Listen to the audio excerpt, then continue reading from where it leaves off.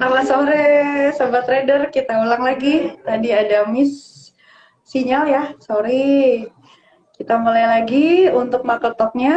Untuk sore ini saya ditemani oleh Bapak Alwi Assegaf, selaku analis riset GK Invest Jakarta, yang kita akan membahas seputar perkembangan market selama 1 minggu ini. Oke, Pak Alwi, selamat sore. Apa kabar, Pak? Ya, selamat sore, Mbak Lia. Apa kabar? Sehat-sehat, Pak.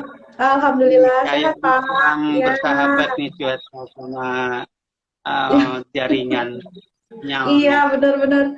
Semoga teman-teman sobat trader bisa sabar ya. Maaf jaringannya, efek hujan, Pak. Iya. Baik, baik, Pak Ali. Kita akan bahas tentang gold, Mbak. Minggu ini kan cukup atraktif ya, fluktuasinya luar biasa nih, Pak. Berhasil menembus ke level 1900. Oke, apa sih, Pak, sebenarnya yang Ya, terjadi, Pak, dengan si gold ini, Pak? iya, tadi sudah saya singgung ya mengenai penguatan emas ya, sehingga bisa mencapai angka kunci, yaitu angka 1900 ya, dan faktor utama yang mendukung rally emas menuju 900 adalah ketegangan antara Rusia dan Barat ya, terkait Ukraina ya, itu telah mengangkat permintaan safe haven buat emas ya.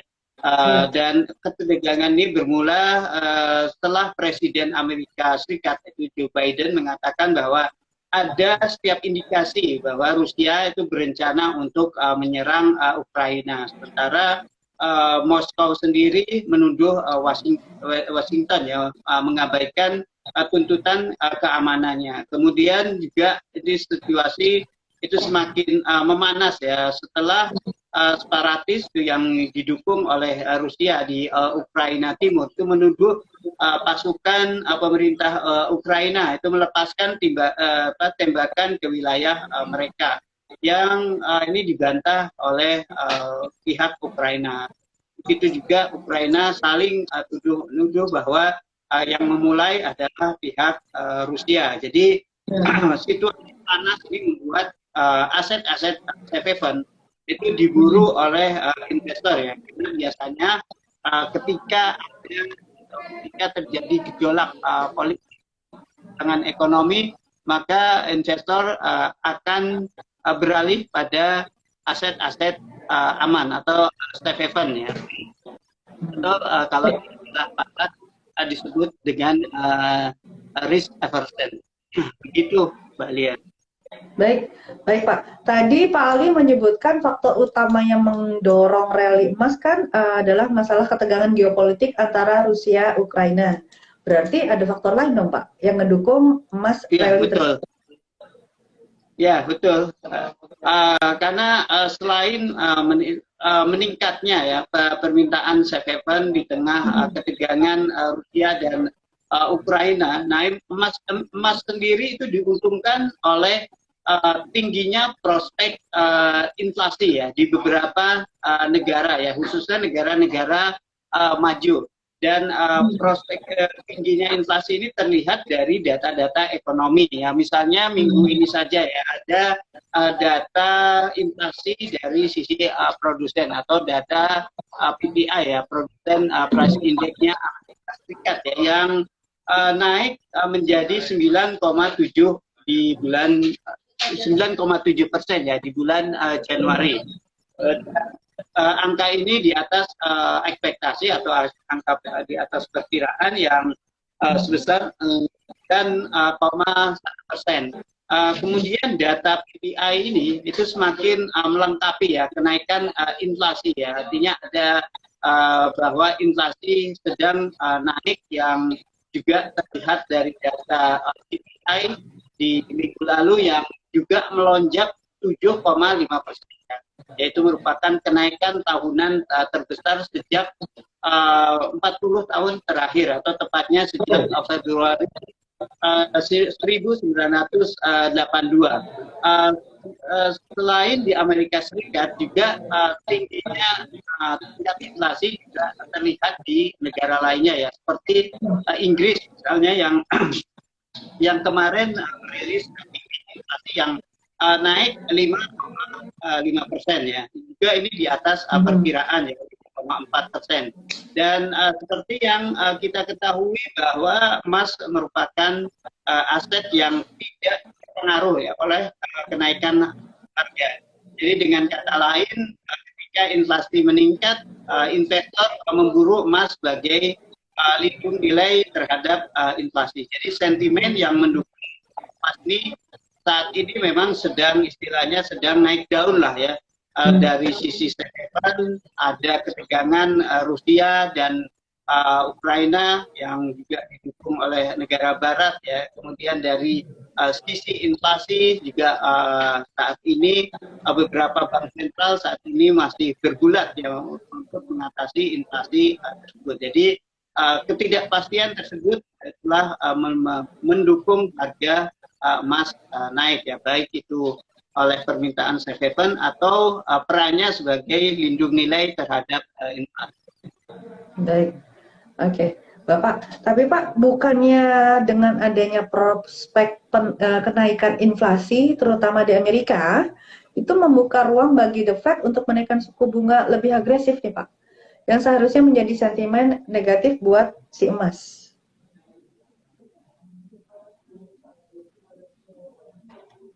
Ya, betul.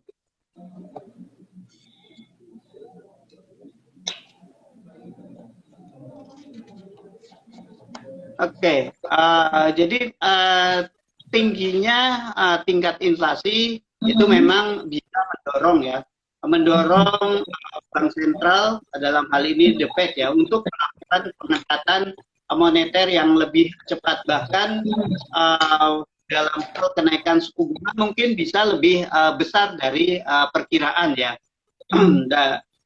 Hal ini juga terlontar ya, dari salah satu pejabat The Fed yaitu Presiden The Fed District St. Louis ya, James Bullard, yang dia menginginkan bahwa suku bunga itu naik dengan persentasi penuh di bulan Juli. Artinya suku bunga itu harus naik 1% ketika di bulan Juli. Nah, ini lebih hawkish dari perkiraan The Fed sebelumnya. Dan ekspektasi mengenai pengetatan moneter The Fed yang lebih agresif dan lebih cepat ya. Ini sebelumnya memang sudah melambungkan dolar ya, bahkan yield obligasi juga sempat menguat ya di minggu lalu ya. Sehingga membuat pergerakan emas ya di minggu lalu cenderung stagnan. Tapi pasar sepertinya kecewa karena minggu ini tuh akan ada FOMC minutes ya, yang merupakan risalah dari rapat The Fed bulan lalu ya, di mana The Fed ada FOMC minutes tersebut dianggap kurang optimis ya. Dan dalam minutes tersebut ya pasar yang tadinya berharap bahwa The Fed akan merinci seberapa besar kenaikan bunga dan berapa kali, namun tidak bisa didapat dari minute tersebut ya. Dan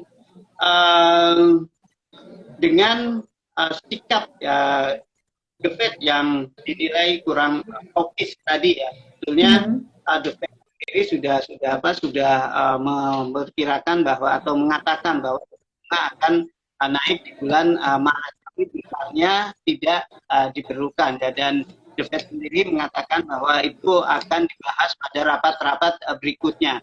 Jadi tanggapan pasar bahwa pernyataan tersebut kurang hawkish, sehingga kita lihat terjadi adanya aksi jual ya pada indeks dan kemudian luas juga pada penurunan obligasi Amerika Serikat ya, sehingga menjadi katalis positif buat emas ya. Karena fokus saat ini tidak ke kenaikan suku bunga, tapi lebih fokus pada ketegangan Rusia dan Ukraina yang mengangkat logam mulia tersebut sebagai aset safe haven. Oke, berbicara mengenai ketegangan Rusia Ukraina lagi nih Pak, tentunya juga akan berpengaruh pada harga minyak, ya kan Pak? Karena Rusia merupakan produsen minyak dan gas terbesar. Oke, dengan adanya ketegangan tersebut, seharusnya bisa mengangkat harga minyak karena dikhawatirkan ketegangan tersebut bisa mengganggu pasokan, Pak. Tapi kalau kita lihat dalam harga 2 hari terakhir ya Pak ya, harga minyak justru cenderung turun nih Pak. Kenapa nih Pak Alwi? Oke, ya awalnya minyak sempat naik ya hingga mencapai level tertinggi ya 7 tahun ya di tengah ketegangan konflik antara Rusia dan Ukraina karena dikhawatirkan bahwa konflik tersebut bisa mengganggu pasokan ya. Namun tingginya harga minyak ya karena ya asal tahu saja ya bahwa harga minyak saat ini sudah naik dalam 8 minggu berturut-turut. Jadi wajar kalau misalnya ada aksi profit taking ya setelah kenaikan tersebut. Ya. Nah, selain itu juga ini ada perkembangan baru ya mengenai harga minyak. Pertama ini mengenai perundingan nuklir antara Amerika dan Iran ya. Ya di mana di Departemen Luar Negeri salah satu juru bicara Departemen Luar Negeri Amerika unit price ya net price ya pada hari Rabu mengatakan bahwa Amerika Serikat ini sedang berada di tengah-tengah atau tahap paling akhir ya dari pembicaraan tidak langsung dengan Iran ya yang bertujuan untuk menyelamatkan kesepakatan tahun 2015 yang membatasi kegiatan nuklir Teheran. Jadi kesepakatan tersebut artinya dengan adanya kesepakatan tersebut ya itu telah bagi minyak Iran untuk kembali ke pasar. Jadi dengan adanya kesepakatan yang mendekati tahap akhir, Korea Selatan ya mengatakan bahwa pihaknya juga telah mengadakan pembicaraan lanjutan ya tentang impor minyak dari Iran dan mencairkan dana Iran. Kemudian Korea Selatan ini sebelumnya adalah salah satu pembeli minyak terkemuka atau terbesar ya di pembeli minyak terbesar Iran ya di Asia ini. Oke. Baik Pak, jika perjanjian tersebut mencapai kesepakatan nih Pak, apa Pak yang terjadi dengan si harga minyaknya lagi nih Pak? Iya, kalau kita lihat memang saat ini harga minyak ini masih berkutat ya mengenai masalah pasokannya. Jadi ketatnya pasokan ini masih menjadi sentimen yang mendorong kenaikan harga. Tapi dengan adanya kesempatan ya, itu bisa mendorong sekitar 1,3 juta barrel per hari ya minyak mentah ya dari Iran ya, atau meningkatkan pasokan global sebesar 1%. Jadi dengan adanya kesepakatan tersebut ya pasokan minyak dari Iran itu akan kembali hadir di pasar dan memenuhi sekitar 1% ya dari pasokan global yang ada saat ini ya. Dan efeknya mungkin yang pertama adalah tadinya pasokan begitu ketat karena beberapa negara belum memproduksi secara maksimal, tapi dengan adanya produksi minyak Iran yang bisa hadir ke pasar, mungkin ini bisa mengkoreksi harga minyak ya yang memang saat ini harganya sudah tinggi, dan harga minyak ini bisa jadi koreksinya semakin dalam ya, ketika ketegangan antara Rusia dan Ukraina ini bisa mereda. Kan kalau seperti yang kita saksikan bahwa saat ini masih terjadi dialog ya antara Barat dan Rusia ya terkait Ukraina. Bahkan minggu ini juga sempat ada kabar bahwa Rusia telah menarik pasukan dari Ukraina, tapi Amerika Serikat masih menyaksikan hal itu. Jadi masih ada dialog-dialog terbuka ya, dan kita harapkan tidak ada terjadi perang ya, karena dengan adanya perang ya bisa berindas kemana-mana. Oke, oke Pak Alwi. Terakhir nih Pak Alwi, bagaimana nih prospek emas dan minyak ke depan jika dilihat dari sisi teknikal Pak? Mohon penjelasan. Ya, kalau kita lihat dari sisi teknikal ya, terutama yang pertama mungkin saya akan bahas emas dulu ya, karena kalau kita lihat emas ya, harga emas saat ini sudah tembus resisten sebelumnya, itu resisten di kisaran 1876.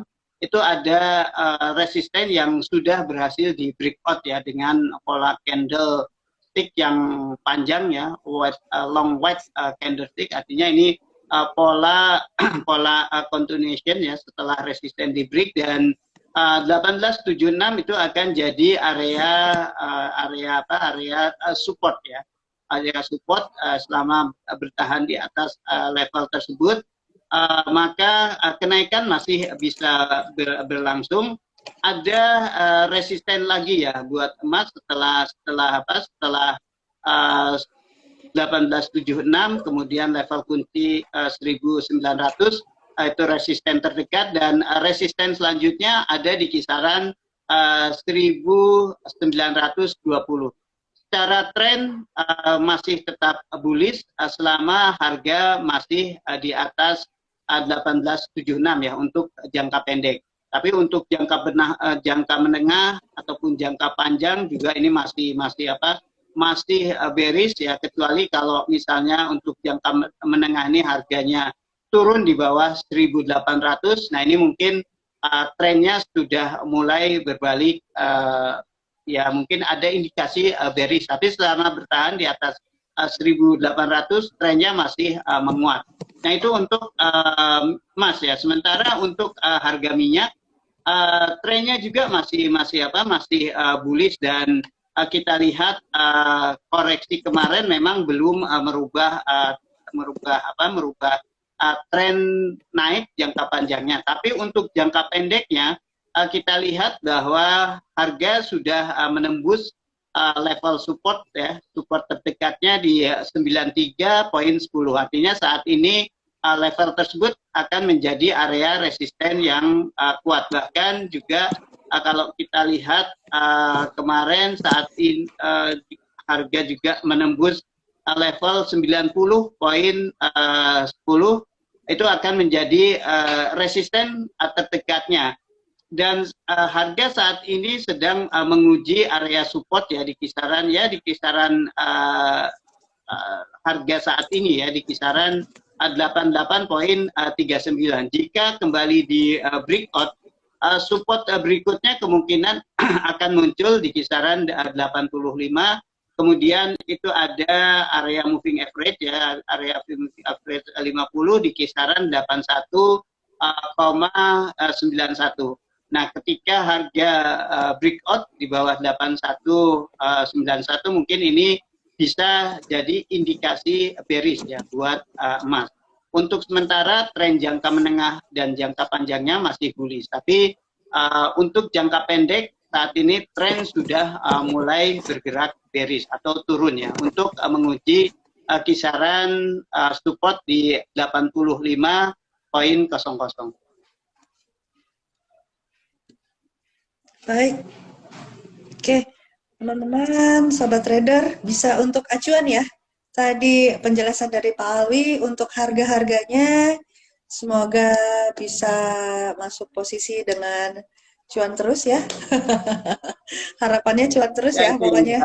Oke Pak Alwi, ya kira cukup untuk bincang-bincang kita sore ini. Terima kasih ya Pak. Maaf kalau misalkan ada miss tadi masalah sinyal ya Pak. sama-sama. Ini kayaknya nggak Maaf. ada pertanyaan juga sih Pak. Mungkin cukup sekian saja kali ya Ya, Pak Alwi ya. oke. Terima kasih dan Terima terima kasih banyak kasih loh Pak Sobat Alwi. Trader ya sudah Udah di apa namanya menyaksikan. bantu terus nih kita sobat trader untuk cuan kita untuk trading dalam minggu ini ya, apalagi untuk emas sama goldnya, emas sama minyaknya, sorry. Oke, sobat trader, demikian pembicaraan kita atau saya dengan Pak Alwi Segaf selaku dari Research Analis GK Invest. Semoga bermanfaat. Jangan lupa like, subscribe biar nggak ketinggalan info dari kita. Terus